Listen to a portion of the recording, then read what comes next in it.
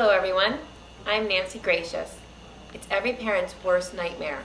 You're returning home from a family trip and suddenly you discover that the child you thought was with you is not there. It happened to a couple, Mary and Joseph of Galilee, as they returned home from the Passover feast in Jerusalem. They were unavailable for comment, but we do have as our guest today an uncle who was traveling with them. Please welcome Benjamin Gaza.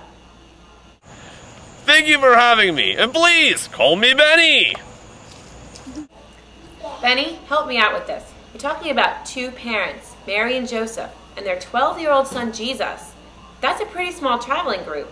How do you misplace a child? A 12-year-old, for that matter. Well, Nancy, when going to the feast in Jerusalem, we traveled in a large group, or caravan, if you will. There was always a danger of bandits along the way, so no one traveled alone. Our caravan was made up of many friends and family from Galilee. So as we began our journey back home to Galilee, of course, Mary and Joseph thought that Jesus was somewhere in the crowd. And when did they first notice that Jesus was missing? When we made camp that first night, Mary and Joseph looked everywhere, but they couldn't find Jesus. What was their reaction? As you can imagine, they became quite upset. I heard Joseph say to Mary, "I was packing the donkey. I thought you had him." They left the next morning to go back to Jerusalem and found Jesus on the third day. You mean to tell me that it took 3 days to find him? I mean, really? Well, not exactly. You see, We have a caller that would like to say something about the fact that it took them 3 days to find Jesus. Go ahead, caller.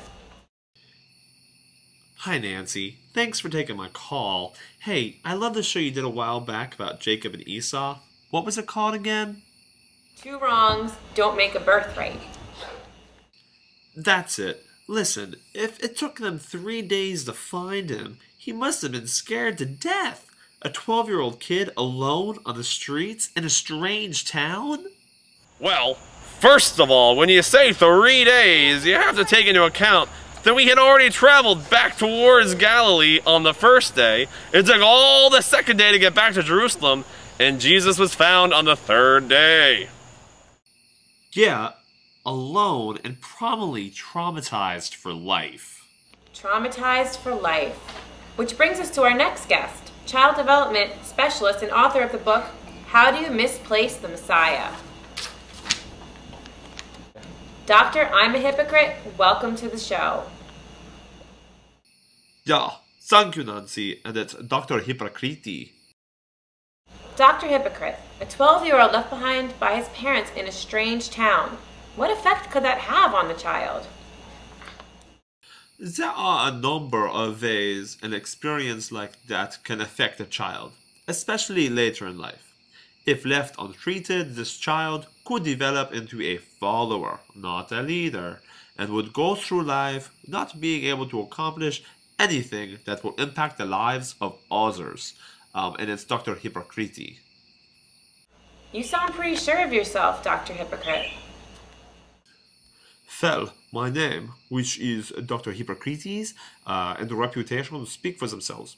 But I want to hear from the uncle. How traumatized was the boy by the time his parents found him?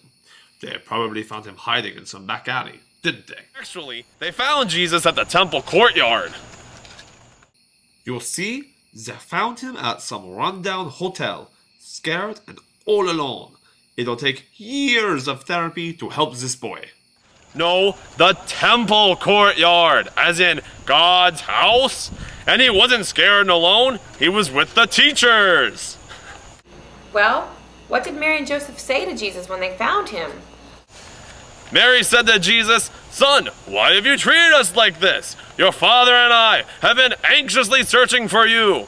And Jesus replied, "Why were you searching for me? Didn't you know that it'd be in my Father's house?" Wait, are you telling me that Jesus ditched his own parents? No, no, no.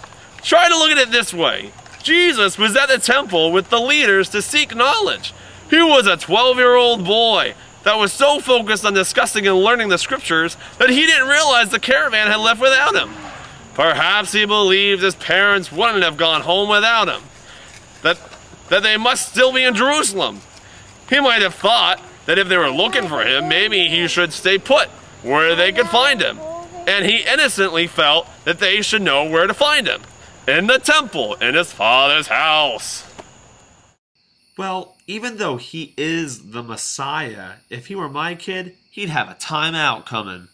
This boy of 12 was both listening and asking some very insightful questions that showed, even at his young age, that he knew the importance of gaining knowledge. And since God knows everything, it's important to know what God says. That's all Jesus was doing. Well, that certainly changes my perspective on the whole story. Benjamin Gaza, thank you so much for joining us today. Thank you, Nancy. Moshugana. Please join us next time when we will be looking at the story of David and Goliath with the author of the book, Why Didn't Goliath Duck? Good night, everyone.